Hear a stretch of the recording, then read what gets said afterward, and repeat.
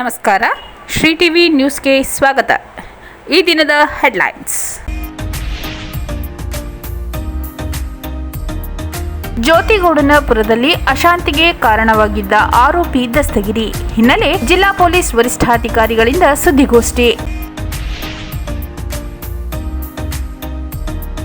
ಭಗೀರಥ ನಗರದಲ್ಲಿ ನಮ್ಮ ಕ್ಲಿನಿಕ್ ಉದ್ಘಾಟನೆ.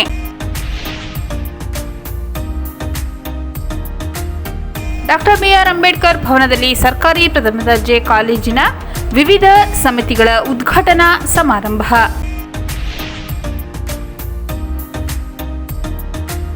ಹದಿಹರೆಯದ ಹೆಣ್ಣು ಮಕ್ಕಳ ಸಮಗ್ರ ಆರೋಗ್ಯ ಶಿಕ್ಷಣ ಯೋಗಕ್ಷೇಮಕ್ಕೆ ಪ್ರಾಣ ಸಖಿ ನೆರವಾಗಲಿದೆ. ಜಿಲ್ಲಾಧಿಕಾರಿ ಶಿಲ್ಪಾ ನಾಗ್.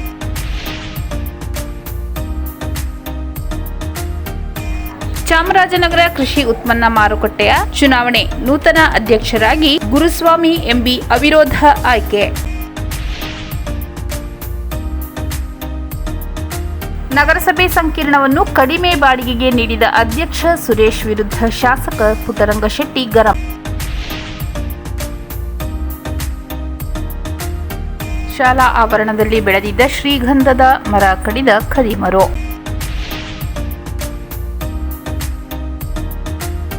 ಪುಣಜನೂರು ಬಳಿ ಗೂಡ್ಸ್ ವಾಹನಕ್ಕೆ ಅಡ್ಡ ಹಾಕಿ ಟೊಮೆಟೊ ಬಾಕ್ಸ್ ಕಿತ್ತುಕೊಂಡ ಕಾಡಾನೆ.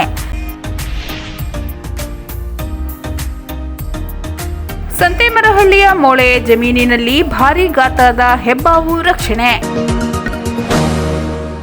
ಜ್ಯೋತಿಗೌಡನಪುರದಲ್ಲಿ ಅಶಾಂತಿಗೆ ಕಾರಣವಾಗಿದ್ದ ಆರೋಪಿ ದಸ್ತಗಿರಿ ಹಿನ್ನೆಲೆ ಜಿಲ್ಲಾ ಪೊಲೀಸ್ ವರಿಷ್ಠಾಧಿಕಾರಿಗಳಿಂದ ಸುದ್ದಿಗೋಷ್ಠಿ. ದಿನಾಂಕ 23/10/2025 ರಾತ್ರಿ 11 ಗಂಟೆಯಿಂದ ದಿನಾಂಕ 24/10/2025 ಬೆಳಗ್ಗೆ 5:30 ಯಾರೋ ಆರೋಪಿತರು ಚಾಮರಾಜನಗರ ಜಿಲ್ಲೆಯ ಜ್ಯೋತಿಗೌಡನಪುರ ಗ್ರಾಮದಲ್ಲಿರುವ ಲುಂಬಿನಿ ಬುದ್ಧ ವಿಹಾರದಲ್ಲಿದ್ದ ಬುದ್ಧ ವಿಗ್ರಹ ಹಾಗೂ ಡಾಕ್ಟರ್ ಬಿಆರ್ ಅಂಬೇಡ್ಕರ್ ಅವರ ವಿಗ್ರಹಗಳನ್ನು ಒಡೆದು ಹಾಕಿ ಗ್ರಾಮದಲ್ಲಿದ್ದ ಡಾಕ್ಟರ್ ಬಿಆರ್ ಅಂಬೇಡ್ಕರ್ ಅವರ ಭಾವಚಿತ್ರವಿರುವ ಫ್ಲೆಕ್ಸ್ ಅನ್ನು ಹರಿದು ಹಾಕಿ ಫ್ಲೆಕ್ಸ್ ಎದುರುಗಡೆ ಇದ್ದ ಬೋರ್ಡ್ಗೆ ಅಳವಡಿಸಿದ್ದ ಡಾಕ್ಟರ್ ಬಿಆರ್ ಅಂಬೇಡ್ಕರ್ ಅವರ ಭಾವಚಿತ್ರದ ಮುಖವನ್ನು ವಿರೂಪಗೊಳಿಸಿರುತ್ತಾರೆ ಹಾಗೂ ಗ್ರಾಮದ ಹಳೆ ಬೀದಿಯಲ್ಲಿ ಅಳವಡಿಸಿರುವ ಡಾಕ್ಟರ್ ಅಂಬೇಡ್ಕರ್ ಅವರ ಬೋರ್ಡ್ ಅನ್ನು ಕಿತ್ತು ವಿರೂಪಗೊಳಿಸಿರುತ್ತಾರೆ. ಈ ಘಟನೆಗೆ ಸಂಬಂಧಿಸಿದಂತೆ ಗ್ರಾಮದ ಮುಖಂಡರಾದ ಜೆಸಿ ರಾಘವೇಂದ್ರ ಪ್ರಸನ್ನ ಬಿನ್ಲೇಟ್ ಚನ್ನಮಲ್ಲು ಜ್ಯೋತಿಗೌಡನಪುರ ಇವರು ನೀಡಿದ ದೂರಿನ ಮೇರೆಗೆ ಚಾಮರಾಜನಗರ ಪೂರ್ವ ಪೊಲೀಸ್ ಠಾಣೆಯಲ್ಲಿ ಸಾರ್ವಜನಿಕ ಆಸ್ತಿ ಹಾನಿ ನಿಷೇಧ ಕಾಯ್ದೆ 1984 ಅಡಿ ಪ್ರಕರಣ ದಾಖಲಾಗಿತ್ತು. ಸದರಿ ಪ್ರಕರಣ ಅತಿ ಸೂಕ್ಷ್ಮ ಪ್ರಕರಣವಾಗಿದ್ದರಿಂದ ಸದರಿ ಪ್ರಕರಣದ ಆರೋಪಿತರ ಬಗ್ಗೆ ಮಾನ್ಯ ಪೊಲೀಸ್ ಅಧೀಕ್ಷಕರು ಡಾಕ್ಟರ್ ಬಿಟಿ ಕವಿತಾ ಅವರ ಮಾರ್ಗದರ್ಶನದಲ್ಲಿ ಒಟ್ಟು 7 ವಿಶೇಷ ತನಿಖಾ ತಂಡಗಳನ್ನು ರಚಿಸಲಾಗಿತ್ತು. ಸದರಿ ಪ್ರಕರಣದಲ್ಲಿ ಕೃತ್ಯ ಜರುಗಿದ ಜ್ಯೋತಿಗೌಡನಪುರ ಹಾಗೂ ಸುತ್ತಮುತ್ತಲ ವ್ಯಾಪ್ತಿಯಲ್ಲಿ 86 ಸಿಸಿಟಿವಿ ಕ್ಯಾಮೆರಾ ಪರಿಶೀಲಿಸಲಾಗಿದ್ದು ಒಟ್ಟು 1877 ಕಾಲ್ ಡೀಟೇಲ್ಸ್ ರೆಕಾರ್ಡ್ಗಳನ್ನು ಹಾಗೂ 24 ಸ್ಥಳಗಳ ಸೆಲ್ ಐಡಿ ಟವರ್ ಡಂಪ್ ವಿವರಗಳನ್ನು ಪಡೆದು ವಿಶ್ಲೇಷಿಸಿ ಪರಿಶೀಲಿಸಲಾಗಿತ್ತು ಹಾಗೂ ಇತರೆ ತಾಂತ್ರಿಕ ಹಾಗೂ ವೈಜ್ಞಾನಿಕ ವಿಧಾನಗಳನ್ನು ತನಿಖೆಯಲ್ಲಿ ಅಳವಡಿಸಿಕೊಂಡು ಆರೋಪಿತರ ಪತ್ತೆಗೆ ಕ್ರಮ ಕೈಗೊಳ್ಳಲಾಗಿತ್ತು. ಚಾಮರಾಜನಗರ ಟೌನ್ನ ಸುತ್ತಮುತ್ತಲಿನ ಲಾಡ್ಜ್, ಬಾರ್ ಆ್ಯಂಡ್ ರೆಸ್ಟೋರೆಂಟ್ಗಳನ್ನು ತಪಾಸಣೆ ಮಾಡಿ ಮಾಹಿತಿಯನ್ನು ಪಡೆಯಲಾಗಿತ್ತು. ಸ್ಥಳೀಯ ಬೀಟ್ ಸಿಬ್ಬಂದಿಗಳು ಹಾಗೂ ಅಪರಾಧ ವಿಭಾಗದ ಸಿಬ್ಬಂದಿಗಳು ಸ್ಥಳೀಯ ಬಾತ್ಮೀದಾರರುಗಳಿಂದ ಮಾಹಿತಿಯನ್ನು ಸಹ ಸಂಗ್ರಹಿಸಲಾಗಿತ್ತು. ಈ ಮೇಲಿನ ವಿಶೇಷ ತಂಡಗಳ ತನಿಖೆ ಹಾಗೂ ತಾಂತ್ರಿಕ ವೈಜ್ಞಾನಿಕ ವಿಧಾನಗಳಿಂದ ದೊರೆತ ಮಾಹಿತಿ ಹಾಗೂ ಖಚಿತ ಸಾಕ್ಷ್ಯಾಧಾರಗಳ ಆಧಾರದ ಮೇಲೆ ಮಂಜುನಾಥ್ ಅಲಿಯಾಸ್ ಮಂಜು ಅಲಿಯಾಸ್ ಪೆಂಡಾಲ್ ಬಿನ್ ಲೇಟ್ ಮುನಿಸ್ವಾಮಿ ನಾಯಕ 31 ವರ್ಷ ನಾಯಕ ಜನಾಂಗ ಶಾಮಿಯಾನ ಅಂಗಡಿ ಕೆಲಸ ಜ್ಯೋತಿಗೌಡನಪುರ ಗ್ರಾಮ ಚಾಮರಾಜನಗರ ಜಿಲ್ಲೆ ಈತನನ್ನು ವಶಕ್ಕೆ ಪಡೆದು ವಿಚಾರಣೆ ಕೈಗೊಳ್ಳಲಾಗಿದೆ. ಈ ವಿಚಾರಣೆ ವೇಳೆಯಲ್ಲಿ ಈಗ್ಗೆ ಸುಮಾರು 2 ತಿಂಗಳ ಹಿಂದೆ ಮದ್ಯಪಾನ ಮಾಡಿ ಗ್ರಾಮದ ರಮೇಶಣ್ಣನವರ ಅಂಗಡಿ ಬಳಿ ಪರಿಶಿಷ್ಟ ಜನಾಂಗದ ಮಹಿಳೆಯೊಂದಿಗೆ ಜಗಳ ಮಾಡಿಕೊಂಡಿದ್ದು ಆ ಸಮಯದಲ್ಲಿ ಆರೋಪಿತನು ತನ್ನ ಚಪ್ಪಲಿಯಿಂದ ಸದರಿ ಮಹಿಳೆಗೆ ಹೊಡೆದಿರುತ್ತಾನೆ. ಈ ಘಟನೆಗೆ ಸಂಬಂಧಿಸಿದಂತೆ ಗ್ರಾಮದ ಬಸವನಕಟ್ಟೆ ದೇವಸ್ಥಾನದಲ್ಲಿ ಊರಿನ ಯಜಮಾನರು ನ್ಯಾಯ ಸೇರಿಕೊಂಡು ಆತನಿಗೆ 60,000 ರು ದಂಡ ಹಾಕಿದ್ದು ಅದಕ್ಕೆ ಆರೋಪಿ ಹಾಗೂ ಆತನ ಮನೆಯವರು ಒಪ್ಪಿಕೊಂಡು ತನ್ನ ಮನೆಯಲ್ಲಿದ್ದ ಚಿನ್ನವನ್ನು ಗಿರವಿ ಇಟ್ಟು ಮೊದಲಿಗೆ 30,000 ರು ದಂಡವನ್ನು ಪಾವತಿಸುತ್ತಾನೆ. ಉಳಿದ 30,000 ರು ದಂಡದ ಹಣವನ್ನು ತನ್ನ ಬಾಪ್ತು ಹೋಂಡಾ ಶೈನ್ ಮೋಟಾರ್ ಬೈಕ್ ಅನ್ನು ಮಾರಾಟ ಮಾಡಿ ನೀಡಿರುತ್ತಾನೆ. ಅದರಿಂದ ಬಂದ ಹಣದಿಂದ ಅದನ್ನು ಪಾವತಿಸಿರುತ್ತಾನೆ. ಈ ಹಳೆ ವೈಷಮ್ಯದಿಂದ ಆರೋಪಿತನು ದಿನಾಂಕ 23/10/2025 ರಾತ್ರಿ ಮದ್ಯಪಾನ ಮಾಡಿ ಮೇಲಿನ ಕೃತ್ಯ ಎಸಗಿರುವುದು ಸಾಕ್ಷ್ಯಾಧಾರಗಳ ಆಧಾರದ ಮೇಲೆ ದೃಢಪಟ್ಟ ಮೇರೆಗೆ ಸದರಿ ಆರೋಪಿಯನ್ನು ದಸ್ತಗಿರಿ ಮಾಡಿ ಮುಂದಿನ ಕಾನೂನು ಕ್ರಮ ಜರುಗಿಸಲಾಗುತ್ತಿದೆ. ಸದರಿ ಪ್ರಕರಣಕ್ಕೆ ಸಂಬಂಧಿಸಿದಂತೆ ತನಿಖಾ ಕಾಲದಲ್ಲಿ ಇನ್ನೂ ಹೆಚ್ಚಿನ ಪೂರಕ ಮಾಹಿತಿ ಸಂಗ್ರಹಿಸಬೇಕಾಗಿದೆ. ಸದರಿ ಪ್ರಕರಣದಲ್ಲಿ ಮಾನ್ಯ ಪೊಲೀಸ್ ಅಧೀಕ್ಷಕರು ಡಾಕ್ಟರ್ ಬಿಟಿ ಕವಿತಾ IPS ಹಾಗೂ ಹೆಚ್ಚುವರಿ ಪೊಲೀಸ್ ಅಧೀಕ್ಷಕರಾದ ಶ್ರೀ ಶಶಿಧರ್ KS PS ಅವರ ಮಾರ್ಗದರ್ಶನದಲ್ಲಿ ಚಾಮರಾಜನಗರ ಉಪ ಅಧೀಕ್ಷಕರಾದ ಶ್ರೀಮತಿ ಸ್ನೇಹರಾಜ್ KS PS ಹಾಗೂ ಕೊಳ್ಳೇಗಾಲ ಉಪವಿಭಾಗ ಪೊಲೀಸ್ ಉಪಾಧೀಕ್ಷಕರಾದ ಶ್ರೀ ಧರ್ಮೇಂದ್ರ ಅವರ ನೇತೃತ್ವದಲ್ಲಿ ಶ್ರೀ R ಶ್ರೀಕಾಂತ್ CPI ಯಳಂದೂರು ವೃತ್ತ ಶ್ರೀ CP ನವೀನ್ PI ಪೂರ್ವ ಪೊಲೀಸ್ ಠಾಣೆ ಚಾಮರಾಜನಗರ, ಶ್ರೀ ಚಿಕ್ಕರಾಜ ಶೆಟ್ಟಿ PI ರಾಮಾಪುರ ಠಾಣೆ, ಶ್ರೀ SL ಸಾಗರ್ CPI ಸಂತೆಮರಹಳ್ಳಿ ವೃತ್ತ, ಶ್ರೀ C ಆನಂದ್ ಮೂರ್ತಿ PI ಹನೂರು ಠಾಣೆ, ಶ್ರೀ ತಾಜುದ್ದೀನ್ PSI ಸಂತೆಮರಹಳ್ಳಿ ಠಾಣೆ, ಶ್ರೀ ಮಂಜುನಾಥ್ PSI ಮಹಿಳಾ ಠಾಣೆ, ಶ್ರೀ R ವೆಂಕಟೇಶ್ ಪೂರ್ವ ಠಾಣೆ ಚಾಮರಾಜನಗರ, ಶ್ರೀ ಮಹೇಶ್ PSI ತರಕಣಾಂಬಿ ಠಾಣೆ ಹಾಗೂ ಚಾಮರಾಜನಗರ ಉಪವಿಭಾಗ ಮತ್ತು ಕೊಳ್ಳೇಗಾಲ ಉಪವಿಭಾಗದ ಠಾಣೆಗಳ ಅಪರಾಧ ವಿಭಾಗದ ಸಿಬ್ಬಂದಿಗಳು, ಜಿಲ್ಲಾ ಪೊಲೀಸ್ ಕಚೇರಿ ಹಾಗೂ ಮೈಸೂರು ಜಿಲ್ಲೆ ತಾಂತ್ರಿಕ ವಿಭಾಗದ ಸಿಬ್ಬಂದಿಗಳು, SOCO ತಂಡ, ಶ್ವಾನದಳ, ಬೆರಳು ಮುದ್ರೆ ಘಟಕ, ಚಾಮರಾಜನಗರ ಪೂರ್ವ ಪೊಲೀಸ್ ಠಾಣೆಯ ಸಿಬ್ಬಂದಿಗಳು ತನಿಖೆಯಲ್ಲಿ ಪಾಲ್ಗೊಂಡಿದ್ದಾರೆ. ತನಿಖೆಯಲ್ಲಿ ಪಾಲ್ಗೊಂಡ ಎಲ್ಲ ಅಧಿಕಾರಿ ಹಾಗೂ ಸಿಬ್ಬಂದಿಯವರ ಕಾರ್ಯವೈಖರಿಗೆ ಮಾನ್ಯ ಪೊಲೀಸ್ ಅಧೀಕ್ಷಕರು ಪ್ರಶಂಸೆ ವ್ಯಕ್ತಪಡಿಸಿದ್ದಾರೆ. ಈ ವ್ಯಕ್ತಿ ಅಂತಂದ್ರೆ ಜ್ಯೋತಿಗೌಡನಪುರ ಗ್ರಾಮದ ಮಂಜುನಾಥ ಆಲಿಯಾಸ್ ಮಂಜು alias ಪೆಂಡ bin late Muniswamy Nayaka 31 ವರ್ಷ, ನಾಯಕ ಜನಾಂಗ, ಶಾಮಿಯಾನ ಅಂಗಡಿ ಕೆಲಸ, ಜ್ಯೋತಿಗೌಡನಪುರ ಚಾಮರಾಜನಗರ ಜಿಲ್ಲೆ. ಈತ ಈ ಕೃತ್ಯವನ್ನ ಮಾಡಿರುವಂಥದ್ದು ಸಾಕ್ಷ್ಯಗಳಿಂದ ಸಾಬೀತಾಗಿದ್ದರಿಂದ ಆತನನ್ನ ದಸ್ತಗಿರಿಯನ್ನು ಮಾಡಿ ತನಿಖೆಯನ್ನ ಮುಂದುವರಿಸ್ತಾ ಇದ್ದಾರೆ. ಭಗೀರಥ ನಗರದಲ್ಲಿ ನಮ್ಮ ಕ್ಲಿನಿಕ್ ಉದ್ಘಾಟನೆ. ಆರೋಗ್ಯ ಮತ್ತು ಕುಟುಂಬ ಕಲ್ಯಾಣ ಇಲಾಖೆಯು ABIM ಹಣಕಾಸು ಯೋಜನೆ ಅಡಿಯಲ್ಲಿ ಸ್ಥಾಪಿಸಲಾಗಿರುವ ನಮ್ಮ ಕ್ಲಿನಿಕ್ ಅನ್ನು ಇಂದು ನಗರದ ಭಗೀರಥ ನಗರದಲ್ಲಿ ಉದ್ಘಾಟಿಸಲಾಯಿತು. ಕ್ಲಿನಿಕ್ ಅನ್ನು ಉದ್ಘಾಟಿಸಿ ಮಾತನಾಡಿದ ಶಾಸಕರಾದ ಸಿ ಪುಟ್ಟರಂಗಶೆಟ್ಟಿ ಅವರು, ರಾಜ್ಯ ಸರ್ಕಾರ ತಂದಿರುವ ನಮ್ಮ ಕ್ಲಿನಿಕ್ ಒಳ್ಳೆಯ ಕಾರ್ಯಕ್ರಮವಾಗಿದ್ದು ಮನೆ ಮನೆಗೆ ಆರೋಗ್ಯ ತಲುಪಿಸುವ ಕೆಲಸವಾಗಿದೆ. ಅಲ್ಲದೆ ಇದು ಮಹಿಳೆಯರಿಗೆ ಹೆಚ್ಚಿನ ಅನುಕೂಲ ಕಲ್ಪಿಸಿಕೊಡಲಿದ್ದು ಸಾಂಕ್ರಾಮಿಕ ರೋಗ ತಡೆಗಟ್ಟಲು ಸಹಕಾರಿಯಾಗಿದೆ. ನಮ್ಮ ಕ್ಲಿನಿಕ್ ಅನ್ನು ಸಾರ್ವಜನಿಕರು ಸದುಪಯೋಗ ಪಡಿಸಿಕೊಳ್ಳಬೇಕು. ಈ ಮೂಲಕ ಉತ್ತಮ ಆರೋಗ್ಯ ಹೊಂದಿ ನೆಮ್ಮದಿ ಜೀವನ ನಡೆಸಬೇಕೆಂದು ಸಲಹೆ ನೀಡಿದರು. ಜಿಲ್ಲಾ ಆರೋಗ್ಯ ಮತ್ತು ಕುಟುಂಬ ಕಲ್ಯಾಣ ಅಧಿಕಾರಿ ಡಾಕ್ಟರ್ ಚಿದಂಬರ ಮಾತನಾಡಿ, ನಮ್ಮ ಕ್ಲಿನಿಕ್ನಲ್ಲಿ ಸಣ್ಣ ಪುಟ್ಟ ರೋಗಗಳಿಗೆ ಚಿಕಿತ್ಸೆ ದೊರೆಯುತ್ತದೆ. ಇದರ ಸದುಪಯೋಗವನ್ನು ಜನತೆ ಪಡೆದುಕೊಳ್ಳಬೇಕೆಂದರು. ಈ ಸಂದರ್ಭದಲ್ಲಿ ನಗರಸಭಾ ಸದಸ್ಯ ಸುರೇಶ್, ಪೌರಾಯುಕ್ತ Prakash, RCH doctor Rajesh, THO doctor Srinivas ಸೇರಿದಂತೆ ಇತರರು ಹಾಜರಿದ್ದರು.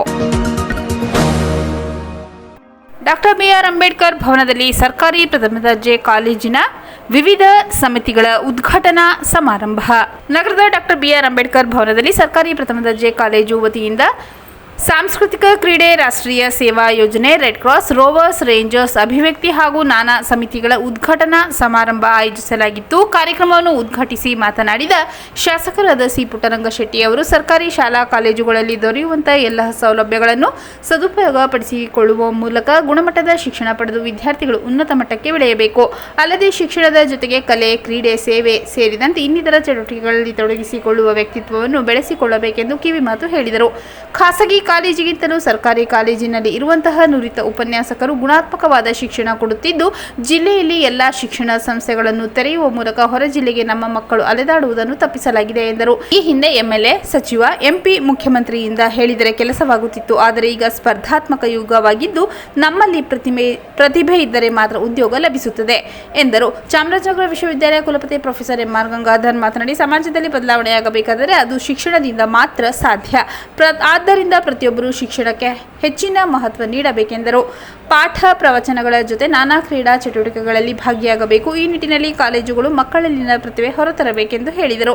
ಈ ವೇಳೆ ನಾನಾ ಕ್ರೀಡಾ ಸ್ಪರ್ಧೆಯಲ್ಲಿ ಭಾಗವಹಿಸಿ ಹಲವು ಬಹುಮಾನಗಳನ್ನು ಗಳಿಸಿದ್ದ ಕಾಲೇಜಿನ ವಿದ್ಯಾರ್ಥಿ ನವೀನ್ ಕುಮಾರ್ ಅವರನ್ನು ಸನ್ಮಾನಿಸಲಾಯಿತು. ಹಾಸನಾಂಬೆ ಜಾತ್ರಾ ಮಹೋತ್ಸವದಲ್ಲಿ ಭಾಗವಹಿಸಿದ್ದ ಸ್ಕೌಟ್ಸ್ ಅಂಡ್ ಗೈಡ್ಸ್ ವಿದ್ಯಾರ್ಥಿಗಳಿಗೆ ಪ್ರಮಾಣ ಪತ್ರ ವಿತರಣೆ ಮಾಡಲಾಯಿತು. ಕಾರ್ಯಕ್ರಮದಲ್ಲಿ ಡ್ರಾಮಾ ಜೂನಿಯರ್ ಕಲಾವಿದ ಗೌತಮ್ ರಾಜ್, ಕಾಲೇಜಿನ ಪ್ರಾಂಶುಪಾಲೆ ಡಾಕ್ಟರ್ RS ಅಶ್ವಿನಿ, NSS ಸಂಚಾಲಕ ಡಾಕ್ಟರ್ ಮಲ್ಲೇಶ್, ಸಾಂಸ್ಕೃತಿಕ ಸಮಿತಿ ಸಂಚಾಲಕಿ ಡಾಕ್ಟರ್ ಶಾಲಿನಿ, IQAC ಸಂಚಾಲಕ ನಾರಾಯಣ್, ಕ್ರೀಡಾ ಮತ್ತು ರೇಂಜರ್ಸ್ ಸಂಚಾಲಕಿ ದೀಪಿತಾ, ರೋವರ್ ಸಂಚಾಲಕ ಡಾಕ್ಟರ್ ನಾಗೇಂದ್ರ ಕುಮಾರ್, ಯುವ ರೆಡ್ ಕ್ರಾಸ್ ಸಂಚಾಲಕ ಚಂದ್ರಶೇಖರ್, ಅಭಿವ್ಯಕ್ತಿ ಸಂಚಾಲಕಿ ಚಂದ್ರಕಲಾ ಸೇರಿದಂತೆ ಇತರರು ಹಾಜರಿದ್ದರು.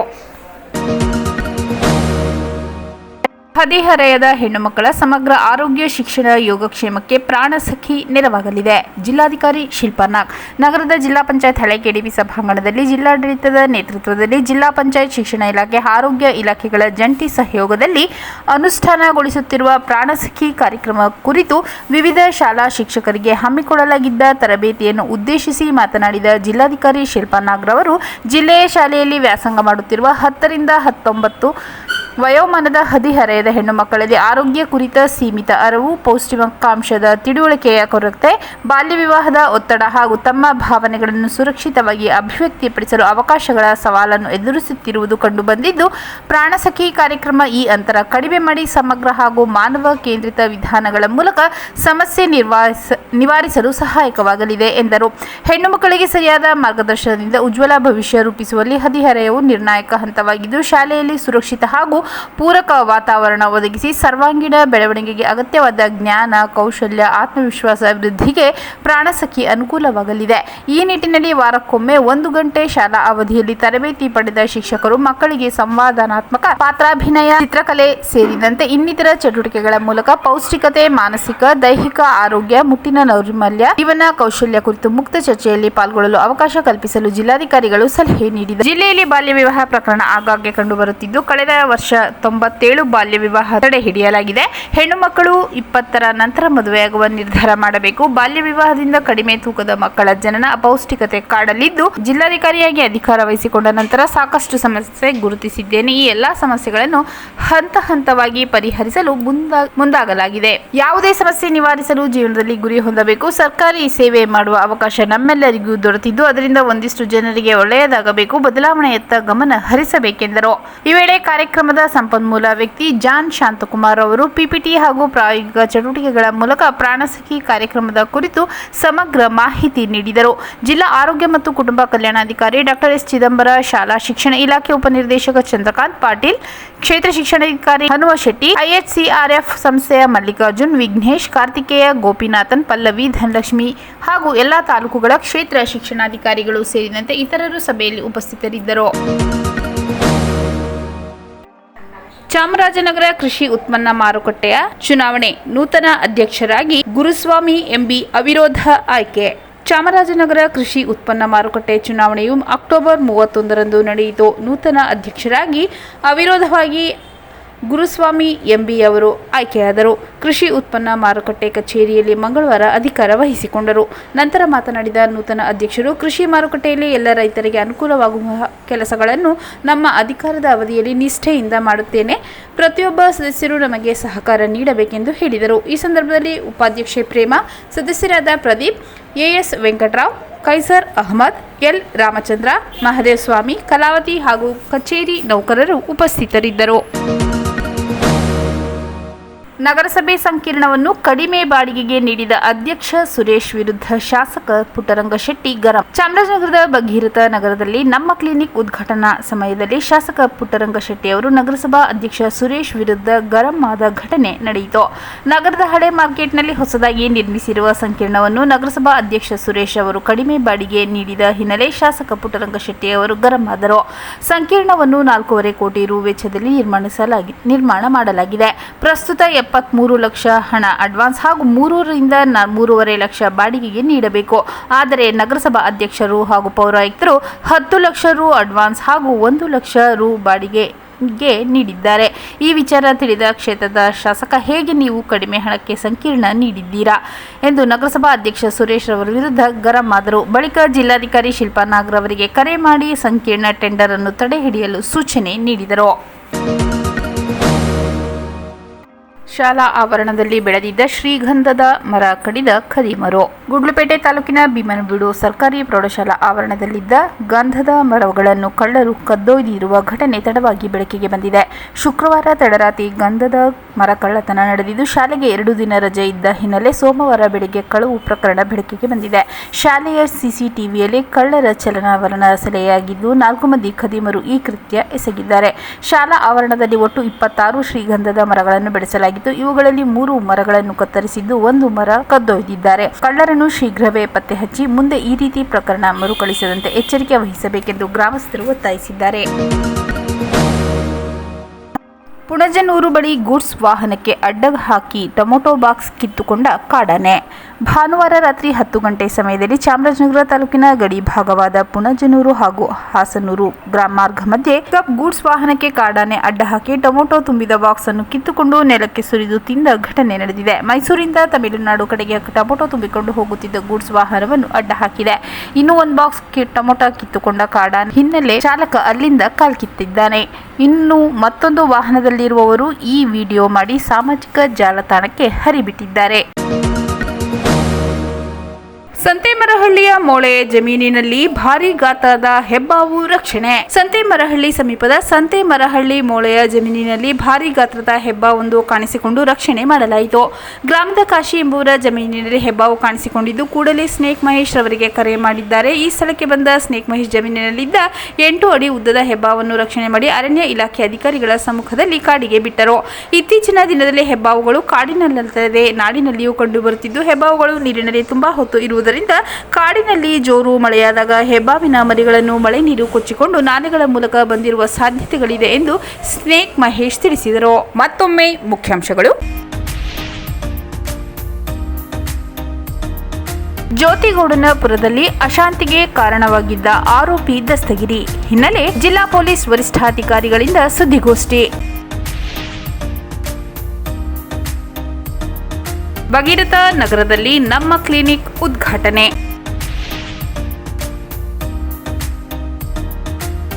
ಡಾಕ್ಟರ್ ಬಿಆರ್ ಅಂಬೇಡ್ಕರ್ ಭವನದಲ್ಲಿ ಸರ್ಕಾರಿ ಪ್ರಥಮ ದರ್ಜೆ ಕಾಲೇಜಿನ ವಿವಿಧ ಸಮಿತಿಗಳ ಉದ್ಘಾಟನಾ ಸಮಾರಂಭ.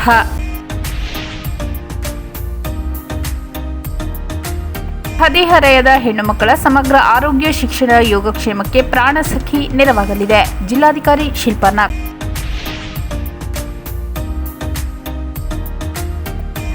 ಚಾಮರಾಜನಗರ ಕೃಷಿ ಉತ್ಪನ್ನ ಮಾರುಕಟ್ಟೆಯ ಚುನಾವಣೆ ನೂತನ ಅಧ್ಯಕ್ಷರಾಗಿ ಗುರುಸ್ವಾಮಿ ಎಂಬಿ ಅವಿರೋಧ ಆಯ್ಕೆ. ನಗರಸಭೆ ಸಂಕೀರ್ಣವನ್ನು ಕಡಿಮೆ ಬಾಡಿಗೆಗೆ ನೀಡಿದ ಅಧ್ಯಕ್ಷ ಸುರೇಶ್ ವಿರುದ್ಧ ಶಾಸಕ ಪುಟ್ಟರಂಗಶೆಟ್ಟಿ ಗರಂ. ಶಾಲಾ ಆವರಣದಲ್ಲಿ ಬೆಳೆದಿದ್ದ ಶ್ರೀಗಂಧದ ಮರ ಕಡಿದ ಖದೀಮರು.